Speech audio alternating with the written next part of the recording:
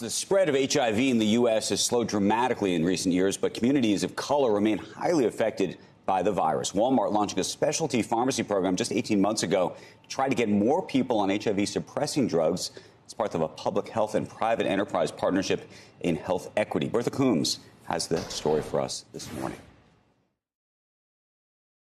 As a young dancer in the late 80s, David Rosario lost many friends to AIDS. There was nothing there, so these beautiful people lost their lives. Now a restaurateur with his husband, he's on medication that makes the virus untransmissible, unthinkable a generation ago. It's not a terribly big deal for me, but for a lot of these young boys that are, searching for relationships and things, I think it is a game changer.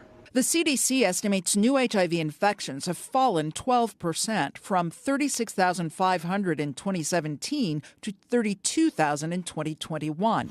But Black and Hispanics account for more than two-thirds of new cases. To address those disparities, Walmart launched an HIV specialty program late in 2021 in over half a dozen communities like North Bergen, New Jersey. We could see from the data that there's a need here. There's a higher incidence of HIV. The pharmacists get specialty training on the drugs and outreach. Getting patients to talk about their status can be a challenge. There is the stigma around it, and it's better than it used to be, but it's not gone. They work with local clinics and community groups who help patients gain medical coverage.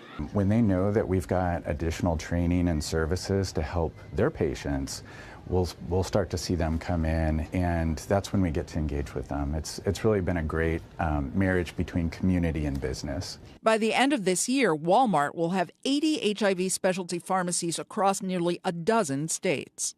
Hopefully they will be rolling something like this out in small towns, cities that maybe it's harder to get. CVS and Walgreens also offer HIV services. As with the pandemic, the big three pharmacies are really moving toward playing a big role when it comes to retail health services and programs like this. It's a good program. I mean, it's an amazing thing going on. How much do you think it's going to cost them? Well, for them, it doesn't cost. It's part of a federal program that actually started during the Trump administration and has continued, and they've doubled down during the Biden administration. One of the things that's at risk right now is there is a case in the Fifth Circuit, Braidwood versus Becerra, and that is challenging whether providing PrEP as a preventive measure under the ACA violates their religious rights. This company has sued on that ground, and that case right now is under appeal. They just had a hearing this week. They have to file some more briefs this afternoon. So this is one of those things that could wind up at the Supreme Court.